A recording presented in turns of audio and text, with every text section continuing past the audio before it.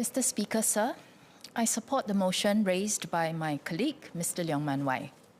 Many Singaporeans are extremely concerned about the cost of living. The cost of food, including hawker food, is a big part of such concerns. Out of the hundreds of complaints about price increases received by the Committee Against Profiteering, most are about food prices. For generations, hawker centres have been an essential place for working-class families to access delicious and affordable food in Singapore, and we should keep it that way.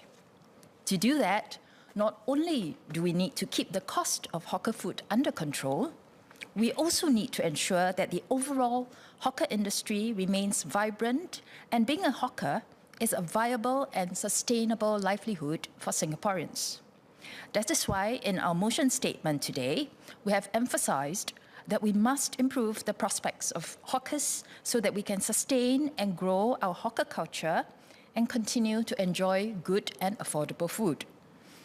The policies we propose today will improve the prospects and livelihoods of our hawkers and ensure that hawker food remains affordable for Singaporeans in the longer term. Take, for example, our proposal of a fixed rental structure. Currently, stalls are allocated to the highest bidders in tender exercises. This is generally held to be the economically efficient approach.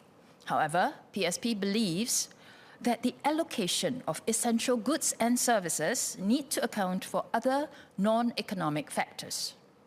The subsidizing of public housing, public transport and healthcare are examples of considering both social and economic factors in essential goods and services. We believe that hawker food qualifies as another case deserving special consideration. We have therefore proposed that the allocation of hawker stores should not be based on highest rent tendered. Instead, we propose a predetermined rent structure to keep rental costs under control. We believe that this proposal will be a game changer for hawkers. A reduction in rents in hawker centres will also have an anchoring effect on rents in privately operated food courts and coffee shops. This will benefit all Singaporeans. If rent is not the mechanism used to allocate hawker stores, how should they be allocated? We have said earlier that one way to do so is by random ballot. Another possible way is to allow the customers to decide. For example, for hawker centres located near HDB flats, let the residents nearby vote for their desired stores through a small food fair or competition. Hawker Singapore will ensure that the stores that are chosen can still meet the needs of different ethnic groups.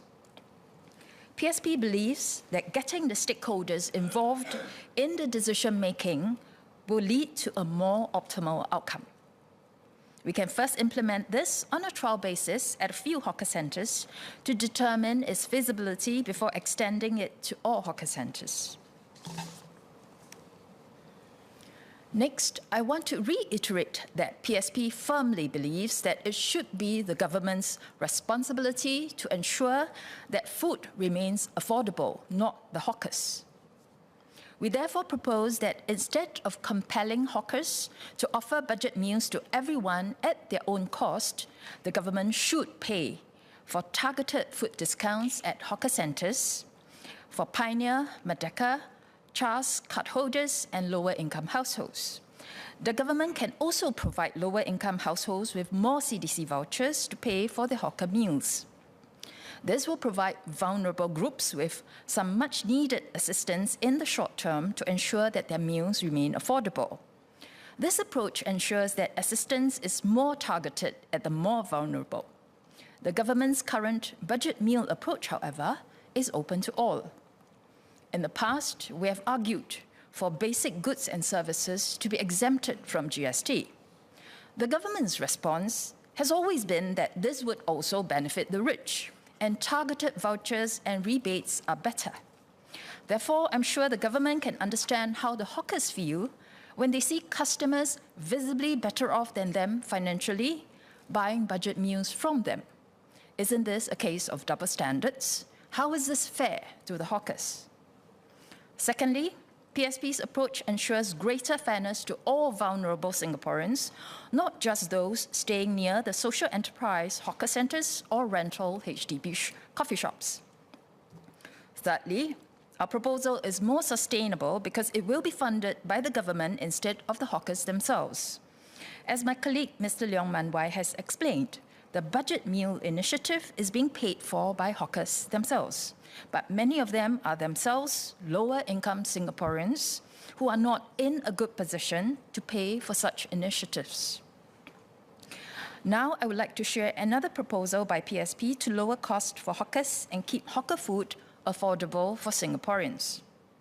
We can set up a centralized procurement system where the new agency, Hawker Singapore, can contract with wholesalers to supply hawkers with ingredients that are commonly used by hawkers, such as cooking oil, rice, flour, sugar, salt, and eggs, at lower prices through bulk purchasing.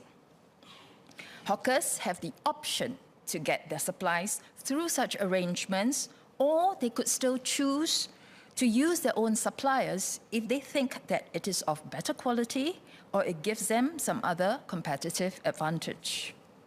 Currently, we already have a company, Alps Private Limited, that purchases drugs, medical and non-medical supplies and equipment, and services for Singapore's 3 public healthcare clusters.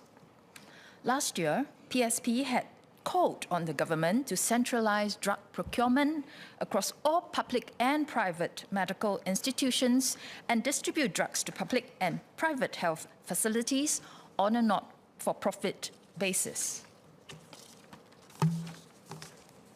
It would not be a huge stretch to set up a similar centralized procurement system to bulk buy essential raw ingredients used by hawkers in Singapore.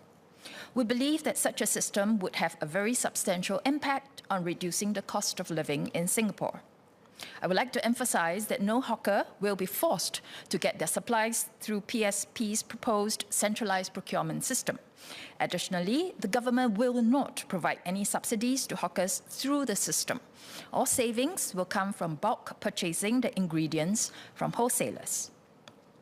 We have received feedback that currently, some SEHC operators require hawkers to purchase supplies such as gas and crockery from designated suppliers. This has caused unhappiness in cases where the designated suppliers charged a higher price than free market. We believe that such provisions in the rental contracts are unfair to hawkers and provide potential for abuse and profiteering. Landlords should not be specifying who their tenants should be buying from.